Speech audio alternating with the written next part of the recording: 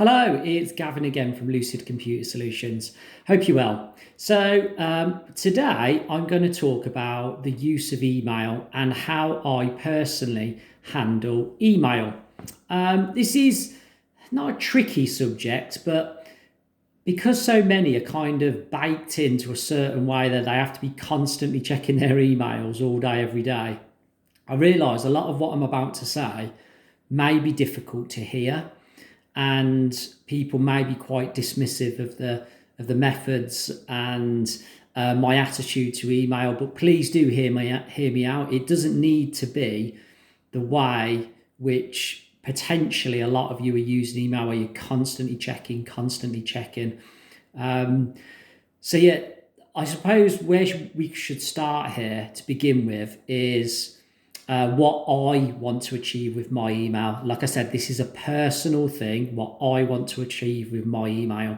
So what I want to achieve is I don't want to be checking my email constantly. I find that I can't multitask. I know I can't. And pretty much all the work I do here within this business is within one particular system. We have one system where we do everything from our support to our sales to our queries, pretty much all in one system. So I like to be in one system, in one screen, where I can see everything. And if I'm having to check my email on top of that, it becomes a distraction. It certainly does for me anyway. Like I said, personal opinions here, so please do bear that in mind. So what I want to achieve is be able to break free from my email, not be constantly checking it, and set everything up so I don't have to do that. So ideally, for me, I only want to check my email once or twice a week. Now I realise I'm sure a load of you have just thought, did I just mishear him? He only checks his email once or twice a week. Ideally, yeah. I mean, I've been longer. I mean, at the start of this year, on the return after Christmas, I didn't check it for a good 2 weeks into the new year. So you may be thinking, how on earth is that possible? So the very first thing to touch on here is we have a system in place where we manage all of our kind of support and sales in a completely separate system to email. So I'm not missing out on customer requests. I'm not missing out on potential sales queries because they are flowing into a completely separate system. Like I said, we've got one system to see all of them things. So that's why I go for these long periods without checking email. But also, importantly, there's a couple of other principles as well. I don't use email for storage. The amount of times I see people using email as a storage or filing system, I don't see email as that. I see it as something to have a very brief exchange, a couple of lines in conversation, or for somebody to get some important documents to me. Email does have its use for that, definitely. So it's useful for that as well. So yeah, that's kind of my attitude towards it. I don't want to be checking it all the time. I don't want it to be a storage or filing system. I don't want people to be constantly emailing me personally as well, because the rest of my team can't see that. And 95% of all the requests in our business can be dealt with by somebody else. So it's all about collaboration and teamwork. And if you're harboring stuff within your personal email account, and I know you can give people access to your mailbox. Obviously, I work in IT. I'm an administrator of many 365 systems. I understand all that, but it's still not how I want to work. I want to break free from Outlook and mailboxes and checking things repeatedly. So that's a few thoughts on it. So that's a starting point. But then I still do check my emails, like I said, once a week, twice a week, whatever it may be.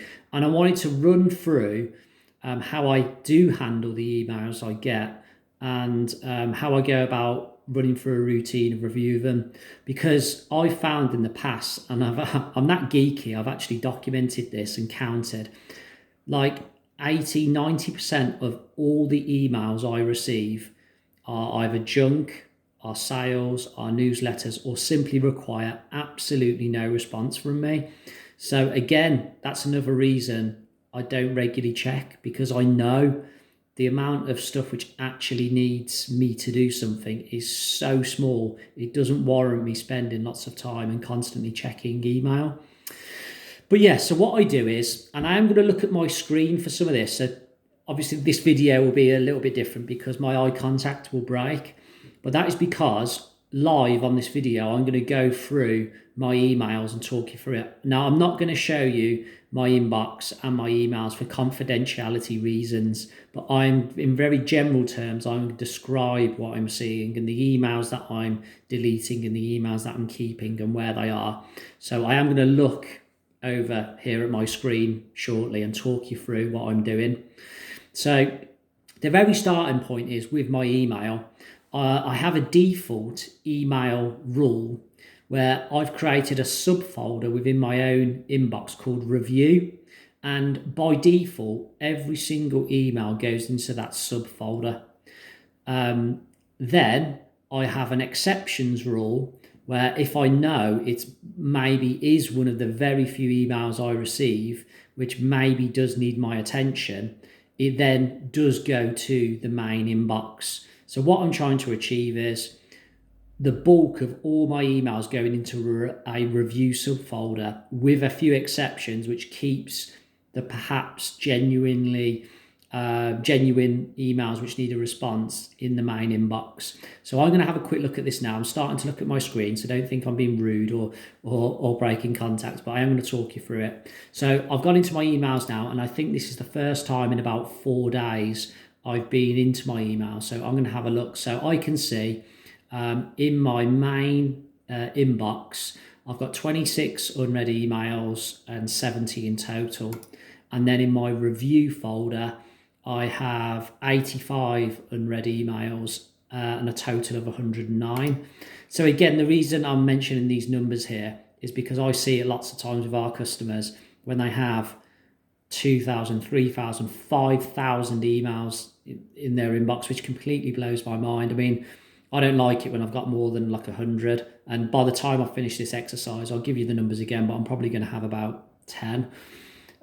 So yeah, here we go. So I'm going to my review folder first. So this is the dumping ground where most things come into, and I'm going to skim my eyes over it. And I can tell you now, it's mostly either newsletters or information updates or stuff from our CCTV system, which is in here.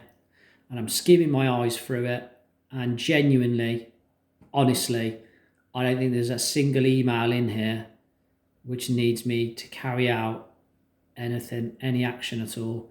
There is one I've just seen, but I know I responded to that last time I checked my emails, which was the 4th of February. It's the 16th of February today. There isn't anything for me to respond to at all. So my default rule for all of my emails has plonked most of them into my review folder, and since the last time I checked them, I'm checking again now, there is absolutely and utterly nothing for me to respond to. So now I'm going to go back into my main inbox, and this should have more juicier stuff. But bear in mind, it's been a good 4 days or so since I've properly checked. So the very first email here is one genuinely does need my response. It's an email from our accountants. I prioritise them. This is a good example of where email is of use to exchange information with our accountants. It's the perfect tool for the job. So that does warrant being in my main inbox, and it is something which needs my response, and that's fine, and I'll respond. Next up in there, I have a holiday request from one of my members of my team. But importantly here, this isn't actually an email to me saying, "Hi Gavin, can I have this day off?" It's from we have an actual kind of booking off holiday and leave system, and it's just an email from that system to say somebody's requested a holiday, can I go into the system and review it? But yeah, that's what that is. Genuine email is something I need to do. It's not ultra high priority, but obviously it's something I need to deal with to keep all the team happy, of course. I've got a few emails from Microsoft. Some of these I've allowed into my main inbox because me as a techie, some of the stuff I get from Microsoft as a Microsoft partner is of interest, and I do like to prioritize reading stuff which they're doing. It just might be something about a webinar. It might be asking for my opinion on something. It might be a new product. It could be something to do with something they're discontinuing. So I prioritize their stuff. I've got an email from kind of a third party which we work with alongside for one of our customers. So there's us plus kind of another support company, and we both look after the same customer for different things. They've emailed me about something that actually doesn't need to be in my main inbox, to be brutally honest, but I just like to know what's going on with that. And that is all of the emails, genuine, just so you know, for this week so far. Now, it is only Tuesday, but there's only 3 or 4 there. And then stuff from earlier in the week and last week, I'm just skimming my eyes over now. Yeah, I've just got some accounts related stuff. I got some calendar reminders. Now, I do allow calendar reminders as an email into my main inbox because I need as many reminders as possible to keep myself on top of the work I'm doing and the tasks I have. This is both for work and personal things as well. So I do have emails for that come through to my main inbox.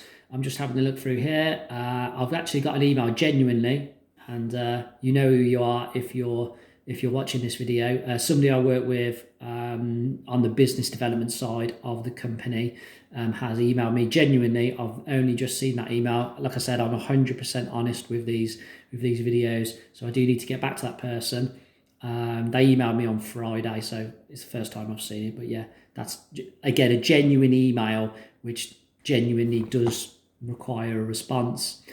And then further back, it's nothing again that just needs more response since last time I checked. So genuinely, stuff for me to respond to, I think, is 1, 2, 3, maybe 4 emails for me to actually respond to in my main inbox, and that's in 4 days.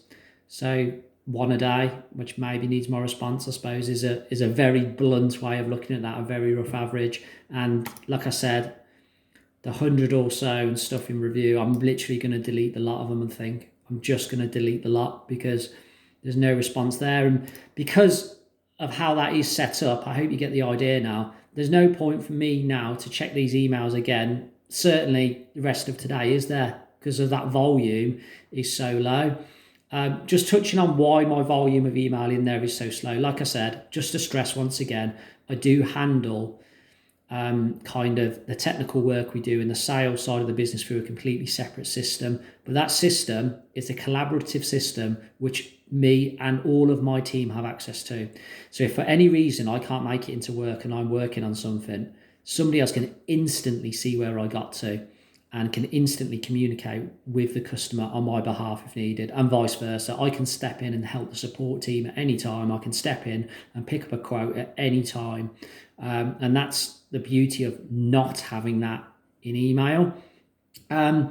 It's taken a long time to get to this point. Don't get me wrong. I've had to be firm in some areas of the business with certain customers where customers think that emailing me directly will get a quicker response to support, as an example. And if you're a business owner and in particular you work in IT, I'm sure you will understand this and be sympathetic towards this. But it's actually, the honest truth is, it's a much slower response because I may not see that email for a number of days. Whereas if they use the system I keep talking about, it goes in there and somebody sees it generally within a minute. I genuinely mean that. It's certainly within a few minutes. Everybody can see it. Everybody's aware of it. And if it's something which really does need my attention, and there is stuff which is, and you know, customers just want me on this particular occasion to directly look at something for them, which is completely fine. That it gets my attention there, and either I see it myself or one of my team says, "Gav, there's something in the list here. I think it really does need you. Can you check it out?" And I do. And that's the advantage of not having it as an email within Outlook, as an example. Otherwise, that whole ethos and that whole way of working falls down. So yeah, you do have to be firm with people and encourage people. This is how to contact us about this thing. This is what you do to contact me about this thing. And you do, I think you do have to play by your own rules, because if you don't have the flexibility or you don't have the lifestyle that you want, what's the point? What's the point? I don't want to be on call 24/7. I'm always honest and crystal clear about that. And by me having my email set up in this way, it allows me to break free from the business when I need to and step back and have a time out. I don't have things binging on my phone to tell me another email, another email, another email. There isn't any of that. And I don't feel the urge to check, because genuinely, I don't have emails on my phone for that reason. Again, that might blow people's minds, but I don't, for that very reason. So there we go. I've talked way over. I thought this was going to be a 5-minute video. I do apologise. It's just over 16 minutes so far. I'm sure there's not many of you that actually stuck and saw this video through, because I've just gone on and on and on. I do apologise, but I'm just trying to help people. I'm just trying to tell people how I work. I'm trying to get people away from the email addiction and the constant email checking, and just put it out there that you don't need to. There's different ways of doing it. I've worked through lots of different methods over the years to get where I am now. I've tried all sorts, and this is what's working for me right now. It may not work for me in 3 months or in 3 years, and I'll probably have changed again, but I'll update you when it does significantly change. Right, I best stop talking. I've gone on far too long. So this has been fun. If you've got any questions or comments or ideas, please do let me know via the comments. I do read them. I do try and get back to everybody as soon as I can. When I'm not checking emails, see what I did there. So yeah, feel free to comment. Please do subscribe to the channel. We're releasing new content all the time. Please do use the links down below. Also to connecting with me on LinkedIn and on Twitter and on Instagram as well. If you prefer to get together there and have a chat on that platform, that is completely fine. But I will see you on the next video. It's been me, Gavin from Lucid Computer Solutions. See you next time. Bye-bye. When I can stop the video.